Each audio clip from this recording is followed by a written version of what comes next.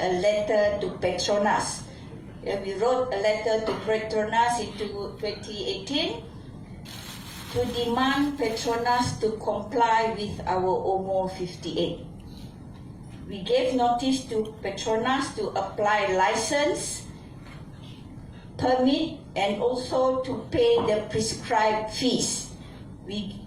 For Petronas, we give them notice so that they apply license, and with that license, they have to pay the yearly rent, royalties, the fees, and also we will put some condition when they enter Sarawak to extract our oil. So Petronas, of course, naturally, after so long they have been freely coming in and out of Sarawak, they refuse to comply with our letter, and they refuse to comply with OMO. That's why they brought the matter to the federal court. You will read last year that they brought the state government to the federal court for a declaration, number one, that PDA gives Petronas full total control of oil and gas. No one else can disturb that. It is a full total control of oil and gas operation in Sarawak, and because of that, OMO is impliedly repealed by PDA 74 and therefore not a good law. Excuse me. So they're saying that because of that, OMO was impliedly repealed by PDA 74. Of course, this case was heard in the federal court, and on the 21st of June 2018, our lawyers, our state legal counsel, our state attorney general, and also a few of the lawyers from the AG chambers, we presented our case with facts, So because of that, the Petronas suit was rejected, and actually we won. So the court says that OMO, PDA never will not impliedly repeal OMO, and OMO is still a good and valid law. Alhamdulillah, thank God for that. And because of that, the state government decided to go full steam in enforcing OMO. No matter what odds that we're facing, we decided to go ahead with enforcement of OMO.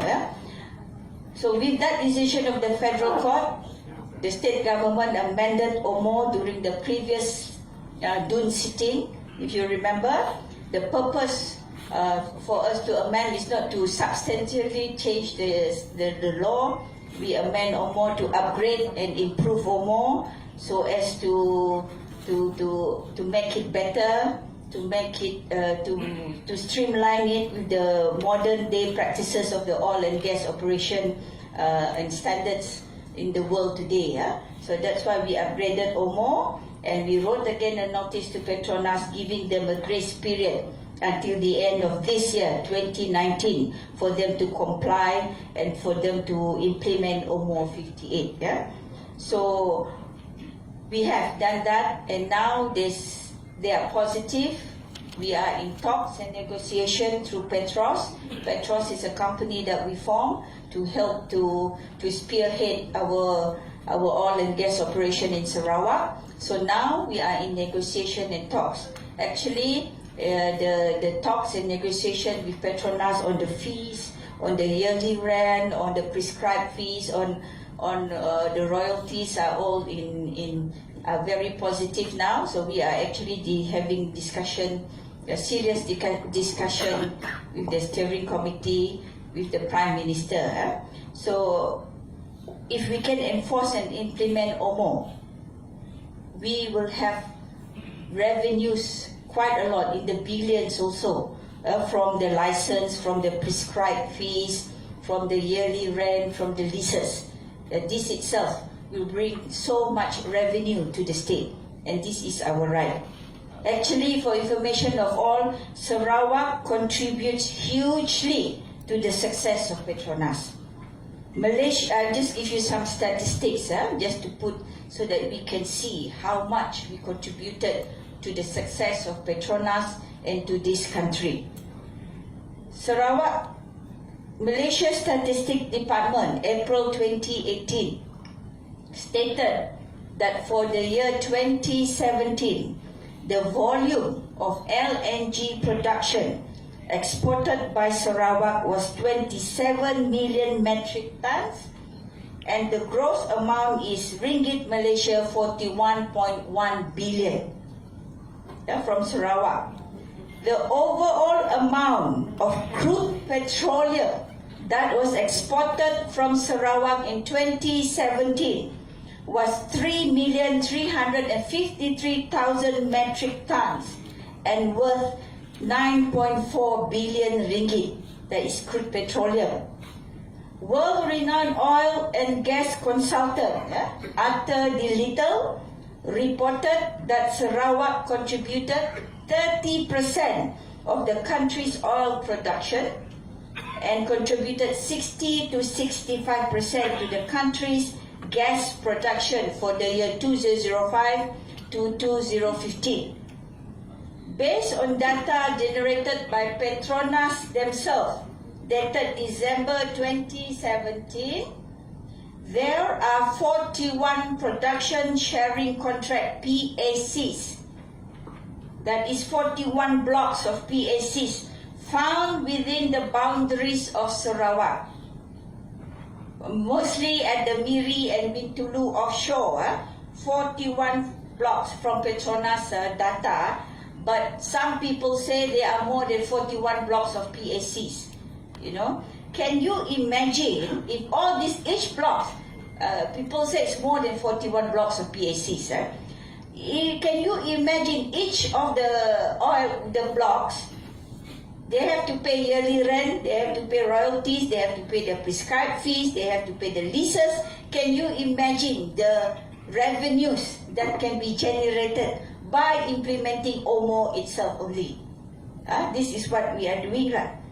So, the total gas, talking about gas now, the total gas production from Sarawak are 4,123 million standard cubic feet, or equivalent to 680,000 barrels of oil per day for the year 2017. You see, from that alone, from the statistics, I'm not saying out of my own opinion, but this is the statistics. It is evident that Sarawak is one of the main contributors of the success of Petronas in Malaysia. And we also contributed to the success of Malaysia. So now we are in, as I mentioned, we are still in negotiation with Petronas. Currently. Just yesterday, we have a lab here in Sarawak to discuss further details on this.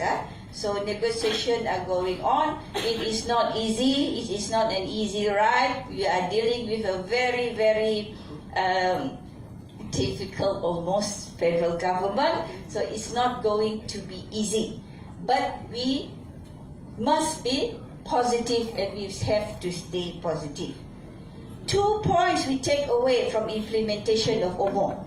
Why implementation of OMO is so very crucial to us in Sarawak. 2 points. I can conclude 2 points.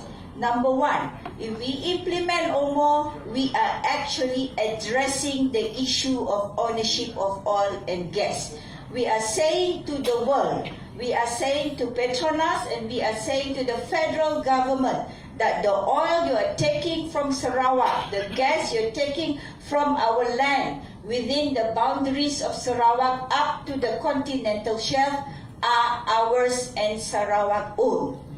This is the point. So when it is ours, if you want to come, you have to obtain the license, pay the yearly rent, pay us some royalties, pay us the license fees, and we can put condition on them. On our PSCs, we can put condition, we can say that you have to work with Petros, we can put any condition. So we are telling the federal government and the world that the oil that comes from our borders Our land under our seabeds are ours, and there is no question about that. Yeah.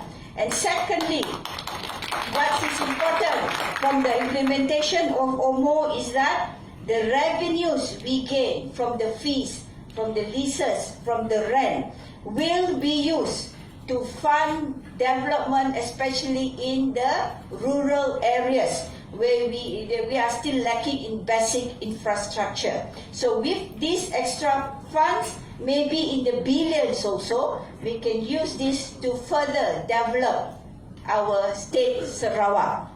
We have a very big state, so the income from these fees can be used to further develop Sarawak. So some people say OMO and PDA are in conflict. Two laws are in conflict with each other. I must say here that OMO 58 and PDA 74 are two separate, different laws. OMO is a state law. It is a law that regulates the operation of oil and gas, mengurus selia. PDA 74 is a parliament law. It's a federal law. That's why it's called an act. So it is a parliament law which gives power to Petronas, to exclusive power to mine and oil and use and gain profit from oil and gas in Malaysia, including in Sarawak. So these two laws are not in conflict with each other. These two laws must be read together and they can be reconciled. Meaning, we're saying that now, for the moment, Petronas can come in, take our oil, use our oil, gain benefit from it, but before you come in, you have to pay us the necessary fees, you have to obtain license from us, we have to put conditions before you can come and enter and take our oil. So these two laws are not in conflict with each other. It can be reconciled and can be read together. Yeah, so this is very clear. So just for the information, so this is what we are doing. So OMO is a very important piece of legislation, simply because it will tell the federal government and Petronas that the oil you're taking and using, the statistics I mentioned just now, we are telling them that the oil is ours. So if suppose anybody wants to come to our house, yeah, they cannot just barge in, isn't it? They have to knock on our door. And if we say that we don't want them to come in, they cannot come in, isn't it? So this is the logic, yeah? This is natural justice and natural law. So if we own the oil, they have to seek permission from us. So from now on, we are very adamant, the state government is firm on our